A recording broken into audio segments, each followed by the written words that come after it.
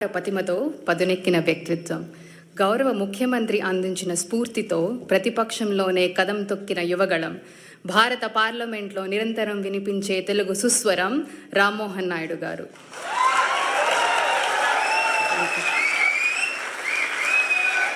యువకత్వం, నవీనత్వం, మేధోపరత్వం కలగలిసిన జలపాతపు హోరు రామ్మోహన్ నాయుడు అనే పేరు. స్వచ్ఛమైన పరివర్తన తీరు, సహజ నాయకత్వ పటిమల మేలు కలయిక రామ్మోహన్ నాయుడు గారు. భారత పౌర విమానయాన శాఖ మంత్రులు శ్రీ రామ్మోహన్ నాయుడు గారిని తెలుగు వ్యాపారవేత్తలు, నవ యువ తెలుగు ఔత్సాహిక వ్యాపారవేత్తల కరతాళ ధ్వనుల మధ్య ప్రసంగానికి ఆహ్వానిస్తారు.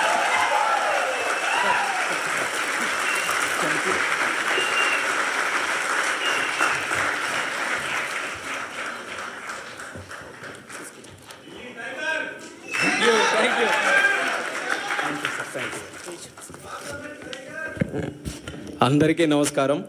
యూరోపియన్ తెలుగు డయాస్పోరా ప్రోగ్రాంకి ప్రతి ఒక్కరికి కూడా స్వాగతం. వేదికను అలంకరించిన మన అందరి అభిమాన నాయకుడు, నవ్యాంధ్రప్రదేశ్ నిర్మాత, తెలుగు వారందరికీ కూడా ప్రపంచంలో ఎక్కడ ఉన్న కేర్ ఆఫ్ అడ్రస్. రియల్ లైఫ్లో మనం అందరం సూపర్ స్టార్స్ చూసాం, కానీ రియల్ లైఫ్లో మనకు అందరికీ కూడా సూపర్ స్టార్ అయినటువంటి మనకి ఆర్కిటెక్ట్, మనకి విజనరీ, అలాగే మనకి బిల్డర్ మన ముఖ్యమంత్రి వర్యులు నారా చంద్రబాబు నాయుడు గారికి, అలాగే యువగల రథసారథి, నేటి యువతరానికి స్ఫూర్తినిస్తూ ఆయన గురించి ఎన్నో మాటలు మనం అందరం విన్నాం, రేపు భవిష్యత్తులో కూడా వింటాం. అన్నిటికంటే ఆయన తాలూకా వ్యక్తిత్వం ఒక్క మాటలో చెప్పాలనంటే, ఆయన మంగళగిరిలో ఓడిపోయిన తర్వాత ఎంతోమంది ఎన్నో సలహాలు ఇచ్చారు. మీరు ఎక్కడైనా కొంచెం సామాన్యమైన తెలుగుదేశం పార్టీకి అనుకూలంగా ఉండే కాన్స్టిట్యున్సీ తీసుకోండి ఒకే ఒక్క మాట చెప్పాడు, ఎక్కడ ఓడిపోయాను అక్కడే గెలిచి చూపిస్తాను, ఎన్నిసార్లు అయినా సరే ఇక్కడే పోటీ చేస్తాను. అలాంటిది ఈరోజు పోటీ చేసి రాష్ట్రంలోనే అత్యధికమైనటువంటి మెజారిటీతో ఈరోజు గెలుపు సాధించినటువంటి మన యువ నాయకుడు నారా లోకేష్ గారు, అలాగే మంత్రివర్యులు, మరొక డైనమిక్ మినిస్టర్, మన అందరికీ కూడా ఎంతో స్ఫూర్తినిచ్చే విధంగా ఇండస్ట్రీస్ని, ఇన్వెస్ట్మెంట్స్ని ఈరోజు ముందుకు నడిపిస్తున్నటువంటి టీజీ భరత్ గారు, ఈ కార్యక్రమంలో పార్టిసిపేట్ చేస్తున్నటువంటి ఎన్ఆర్ఐ తెలుగు కమ్యూనిటీ ప్రతి ఒక్కరికి, కేవలం స్విట్జర్లాండ్ జ్యూరికే కాకుండా యూరోప్ నలుమూలల నుంచి కూడా మన అభిమాన నాయకుడు ఇక్కడికి వస్తున్నారనంటే మనం స్వాగతం పలకాలి, ఆయనకి కలవాలని నలుమూలల నుంచి వచ్చేసినటువంటి ప్రతి ఒక్కరికి మరొకసారి మనస్ఫూర్తిగా నా హృదయపూర్వకమైనటువంటి నమస్కారాలు తెలియజేసుకుంటున్నాను. మీకు చంద్రబాబు నాయుడు గారిని చూసిన తర్వాత మీ అందరికీ ఎంత ఆనందంగా ఉందో, నాకు ప్రత్యేకంగా మిమ్మల్ని అందరినీ చూసిన తర్వాత మరింత ఆనందం కలుగుతుంది. తెలుగువారు ఇంతమంది ఇక్కడ అందరూ కూడా ఉన్నారా, అంత సామాన్యమైనటువంటి విషయం కాదు. మన సొంత రాష్ట్రాన్ని వదిలేసి మనకి ఎన్నో కష్టాలను ఎదుర్కొని, కుటుంబాన్ని దూరం పెట్టుకొని, అక్కడికి వెళ్ళిన తర్వాత భాష తెలియకపోయినా, వాతావరణం పడకపోయినా, మరి ఎన్నో కష్టాలు అనుభవించి ఈరోజు మీకంటూ ఒక ప్రత్యేకమైనటువంటి స్థానం, ఒక గౌరవం, ఒక భవిష్యత్తు సంపాదించుకున్నారనంటే నిజంగా మీ అందరి ఆ యొక్క కెపాసిటీకి, కేపబిలిటీ, కమిట్మెంట్ కూడా మరొకసారి ఈ వేదిక ద్వారా మన తెలుగు కమ్యూనిటీ అందరూ కూడా ఇది సాధించుకొని ఇక్కడ ఉంటున్నటువంటి ప్రతి ఒక్కరికి నా తాలూకా అభినందనలు మిమ్మల్ని అందరినీ కూడా చూసి తెలియజేసుకుంటున్నాను. మరి ఈరోజు తెలుగు వారి గురించి చెప్పాలనంటే మన ఎవరికంటే తక్కువ కాదు. ఆవకాయ అయినా, ఐటీ అయినా, గోదావరి అయినా, గ్లోబలైజేషన్ అయినా, అలాగే గోంగూర అయినా, ఆంటర్ప్రినర్ అయినా తెలుగువారు సాధించలేనిది ఏది కూడా లేదు. అదే చంద్రబాబు నాయుడు గారు కూడా ఎప్పుడు కూడా మాట్లాడుతూ ఉంటారు. అది నిరూపించారు కూడా. ప్రపంచంలో ఎక్కడికి వెళ్ళినా సరే తెలుగువారు, భారతీయులు ఎలాగో కనబడతారో ఆ భారతీయుల్లో ఖచ్చితంగా తెలుగువారు ఉంటారు. ఎందుకనంటే వాళ్ళందరికీ కూడా కలుపుకొని వెళ్ళేటటువంటి తత్వం ఉంది, కష్టపడే తత్వం ఉంది, లాయల్టీ ఒకటి ఉంటుంది, అలాగే ఇన్నోవేటివ్నెస్, ఆంటర్ప్రినోరియల్ స్కిల్స్ అన్నీ కూడా ఉంటాయి. కాబట్టి ఎక్కడ ఏ ఛాలెంజ్ వచ్చినా సరే ఆ ఛాలెంజ్ని వెతుక్కుంటూ అది ఒక అవకాశంగా మార్చుకొని ముందుకు వచ్చేటటువంటిది మన తెలుగు కమ్యూనిటీ. అటువంటి కమ్యూనిటీ ఈరోజు ఒక విషయం చెప్పాలనంటే, ఎన్డీఏ ప్రభుత్వం మనం ఆంధ్రప్రదేశ్ రాష్ట్రంలో చూసాం. 5 సంవత్సరాలు కూడా ఎన్నో కష్టాలు మనం అనుభవిస్తే ఒక రకంగా తెలుగు వారందరూ కూడా రెస్పాన్సిబిలిటీ తీసుకున్నారు. మనం కానీ ఈరోజు రియాక్ట్ అవ్వకపోతే రేపు నష్టపోయేది ఏదో ఒక తెలుగుదేశం పార్టీనో లేకపోతే ఒక రాజకీయ నాయకులో, కొంతమంది వ్యక్తులో కాదు, యావత్ తెలుగు జాతి అందరం కూడా నష్టపోతామని ఆ రెస్పాన్సిబిలిటీ అందరూ కూడా తీసుకొని ఈరోజు ఒక పెద్ద మెజారిటీతో ఎప్పుడు ఊహించలేనటువంటి మెజారిటీతో సుమారు 93% స్ట్రైక్ రేట్తో ఒక రాష్ట్ర ప్రభుత్వం వచ్చిందనంటే అది ఫస్ట్ ఆఫ్ ఇట్స్ కైండ్ మన ఆంధ్రప్రదేశ్ రాష్ట్రంలో వచ్చింది. దానికి కారణం మీరందరూ కూడా ఆంధ్రప్రదేశ్ రాష్ట్రంలో ఉండి ఆ రోజు ఓటు వేసినటువంటి వాళ్ళు ఎంత రెస్పాన్సిబిలిటీ ఫీల్ అయ్యి ఆ రోజు కార్యక్రమంలో పాల్గొన్నారో ఎన్ఆర్ఐస్గా ఉన్నటువంటి వ్యక్తులు కూడా చూసాం. ఎన్నో మల్టిపుల్ ప్లాట్ఫామ్స్లో వాళ్ళు ప్రత్యేకంగా రాష్ట్రం వచ్చినప్పుడు కానీ సోషల్ మీడియా ద్వారా కానీ ఫోన్ల ద్వారా కానీ లేకపోతే వాళ్ళ కంట్రీలో ఉన్నప్పుడు వాళ్ళు అనేక కార్యక్రమాలు చేసి కానీ వాళ్ళందరూ కూడా రెస్పాన్సిబిలిటీ ఫీల్ అయ్యి మీరందరూ కూడా అందులో పార్టిసిపేటివ్గా ఆ ఎలక్షన్స్లో పాల్గొన్నారు కాబట్టే హిస్టారిక్ మెజారిటీ మన రాష్ట్రంలో చూసాం. ఆ మెజారిటీ ఎలాంటిదంటే కేవలం రాష్ట్రంలోనే హిస్టారిక్ కాదు, దేశంలో కూడా ఒక పలంగా మళ్ళీ ఎన్డీఏ ప్రభుత్వం ఈరోజు ఏర్పడిందనంటే అది తెలుగు వారి పవర్తోనే అనేది మనం అందరం గుర్తుపెట్టుకోవాలి. అలాంటి ఎక్స్ట్రాడినరీ విక్టరీ మీరందరూ కూడా కల్పించారు. అది ఎందుకు చెప్తున్నానంటే మళ్ళీ మనం ఆ రోజులు గుర్తుపెట్టుకోవాలి. ఏం జరుగుతుందా అని భయపడుతున్నటువంటి రోజుల్లో ఒక కన్ఫ్యూజ్డ్ స్టేట్లో అందరం కూడా ఉన్నప్పుడు, ఏమీ తెలియనటువంటిది అసలు భవిష్యత్తు ఎలాగుంటుందో ఒక కన్ఫ్యూజన్ ఉన్నప్పుడు కూడా అందరూ కూడా కలిసి కట్టుగా మీరందరూ కూడా కలిసి ఒక పని చేస్తే దాని రిజల్ట్ ఎలాగుందో మీరందరూ కూడా చూశారు కదా జూన్ 4వ తేదీన.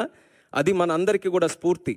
రేపు కూడా మనం ఏదైనా ఒక లక్ష్యం మనం సాధించాలనంటే మనం చేయాల్సిందంతా అందరం కూడా ఐకమత్యంగా కలిసికట్టుగా లక్ష్యం వైపు చేస్తే అది ఎంత పెద్ద కష్టమైనటువంటి పని అయినా సరే అది ఖచ్చితంగా సాధించగలమనేది మొన్న జరిగినటువంటి ఎలక్షన్స్ ఆ రిజల్టే మనందరికీ కూడా ఒక ఇన్స్పిరేషన్ అనేది కూడా ఈ సందర్భంగా తెలియజేస్తున్నాను.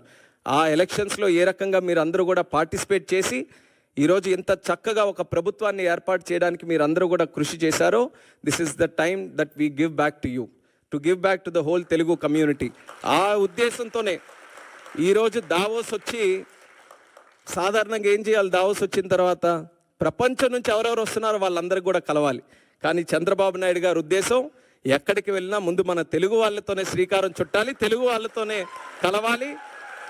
మనం ఈరోజు ఆంధ్రప్రదేశ్ రాష్ట్రాన్ని బ్రహ్మాండంగా వరల్డ్లోనే ఒక నెంబర్ 1గా తయారు చేయాలనంటే ప్రపంచంలో ఉన్న వ్యక్తులందరినీ కూడా తీసుకొని రావడమే కాదు, తెలుగు వాళ్ళలో కూడా ఆణిముత్యాలు ఎవరైతే ఉన్నారో వాళ్ళను కూడా మళ్ళీ ఇంక్లూడ్ చేసుకొని వాళ్ళను కూడా మళ్ళీ తీసుకొని రావాలని ఈరోజు బ్రహ్మాండంగా ఈ కార్యక్రమం కూడా పెట్టడం జరిగింది. Very inspirational program. ఇది ఖచ్చితంగా ఒక మంచి రిజల్ట్స్ భవిష్యత్తులో ఈల్డ్ చేస్తుంది అన్నటువంటి నమ్మకం ఉంది. మా నమ్మకం అంతా ఒక్కటే, the one and only man Chandrababu Naidu గారు. ఆ వ్యక్తి రాజకీయాలు ఎప్పుడు మొదలుపెట్టారో తెలుసా? 1978లో. 78లో ఆ లిస్టు తీసుకోండి. దేశంలో ఎంతమంది ఎమ్మెల్యేలుగా మొదలయ్యారు, ఎంతమంది ఎంపీలుగా మొదలయ్యారు ఆ లిస్టు తీసుకుంటే వేలాది మంది ఉంటే అందులో బహుశా 1-2 ఉంటారేమో. అందులో ఒకరు ఈరోజు చంద్రబాబు నాయుడు గారు. అయితే వాళ్ళందరికీ కూడా వయసు అయిపోయింది, కానీ ఈయనకి మాత్రం వయసు అవ్వలేదు. నలుగురు యంగ్స్టర్స్ ఉన్నాయి ఈరోజు వేదిక మీద. అగ్రీ చేస్తారా లేదా? నలుగురు యంగ్స్టర్స్, అందరిలో కూడా విజన్లో యంగెస్ట్ ఎవరైనా ఉన్నారంటే చంద్రబాబు నాయుడు గారు. నేను ఎప్పుడు కూడా చెప్తుంటాను, మేము వయసులో యంగ్ కానీ ఆలోచనలో మాత్రం మాకంటే యంగ్. ఆయన స్పీడ్ పట్టుకోవాలంటే మాకు ఇప్పటికీ కూడా చేత కావట్లేదు. ఆయన గైడెన్స్, ఆయన తాలూకా మెంటర్షిప్ వల్ల ఈరోజు మేము కూడా చిన్న స్థాయి నుంచి ఈరోజు ఈ స్థాయి వరకు నేను కూడా ఒక యంగ్స్టర్గా నేను చెప్తున్నాను.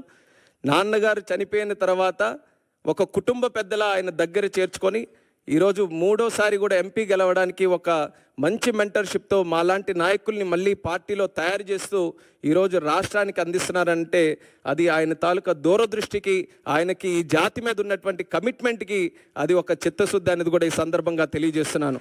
టుడే ఆయనతో పాటు స్విట్జర్లాండ్ లాంటి దేశంలో ఆయనతో పాటు ఒక వేదిక పంచుకొని ఆయన ద్వారా పెరిగినటువంటి ఒక నాయకుడిగా భారతదేశంలోనే అతి చిన్న వయసులో ఉన్నటువంటి ఒక క్యాబినెట్ మినిస్టర్గా ఆయన పక్కన కూర్చున్నానంటే అది ఆయనకున్నటువంటి విజన్ అనేది కూడా ఈ సందర్భంగా తెలియజేస్తున్నాను. ఆ విజన్ ఈరోజు నేను ఏ రకంగా అయితే ఆయన నమ్మి ఆయన తాలూకు ఆలోచనలకు అనుగుణంగా ముందుకు నడిచానో మీ అందరికీ కూడా అదే తెలియజేసుకుంటున్నాను. ఆయన ఆలోచనలు కానీ మీరు స్వీకరించి ఆయన ఏ మాటలైతే మన కోసం చెప్తున్నారో అవి అంగీకరిస్తూ దాని వైపు మనం అడుగులు వేస్తే మీరు కూడా ఎక్స్ట్రాడినరీ రిజల్ట్స్ మీరు అందరూ కూడా మీ తాలూకా ప్రొఫెషన్లో మీ జీవితంలో ఖచ్చితంగా సాధిస్తారు. మనకందరికీ కూడా ఇటువంటి నాయకుడు ఉండడం మనం చేసుకున్నటువంటి అదృష్టం. అది ప్రతి ఒక్కరూ కూడా సద్వినియోగం చేసుకోవాలి.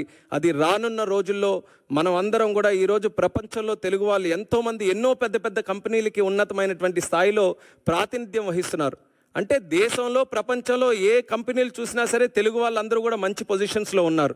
అంత కెపాసిటీ మన తెలుగు వాళ్ళకు ఉన్నప్పుడు మన తెలుగు ల్యాండ్ ఎందుకు ప్రపంచంలో నెంబర్ 1 ఉండకూడదు? అది ఆయన తాలూకు ఆలోచన.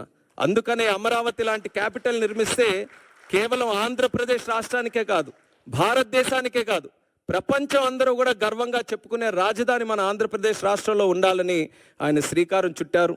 మనకేంటంటే 5 సంవత్సరాలు కరెంటు కట్ చేసినట్టుగా అంధకార ప్రదేశ్ అయిపోయింది ఆంధ్రప్రదేశ్ అంతా.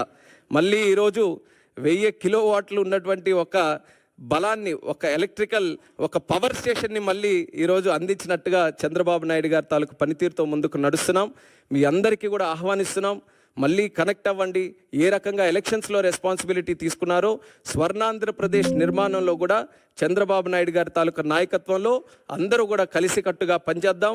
మీతో పాటు ఒక తెలుగు వ్యక్తిగా అందరం కూడా కలిసి తిరిగి మన జాతికి, మన ప్రాంతానికి, మన రాష్ట్రానికి మంచి చేసే విధంగా అందరం కూడా కాంట్రిబ్యూట్ చేద్దామని తెలియజేసుకుంటూ, సివిల్ ఏవియేషన్ మినిస్టర్గా ఉన్నాను కాబట్టి ఆ 2 విషయాలు చెప్పకపోతే మీరు కూడా మళ్ళీ నన్ను పట్టుకుంటారు.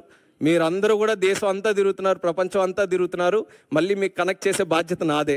కాబట్టి ఈరోజు చాలామంది రిప్రజెంటేషన్స్ కూడా డెన్మార్క్ నుంచి, బెల్జియం నుంచి, బ్రసెల్స్ అవన్నీ కూడా చాలామంది రిప్రజెంటేషన్స్ ఉన్నాయి. డైరెక్ట్ ఫ్లైట్స్ కావాలని నేను తప్పకుండా దాని మీద ప్రత్యేకమైనటువంటి దృష్టి పెట్టి ముందుగా చంద్రబాబు నాయుడు గారి తాలూకా డైరెక్షన్లో మనకుండేటటువంటి ఎయిర్పోర్ట్స్, ఒక 7 బ్రహ్మాండమైన ఎయిర్పోర్ట్స్ మన రాష్ట్రంలో ఉంటే డొమెస్టిక్ కనెక్టివిటీ ఇంప్రూవ్ చేయడానికి లాస్ట్ 6-7 మంత్స్ కూడా కృషి చేసాం. బాగా పెరిగింది.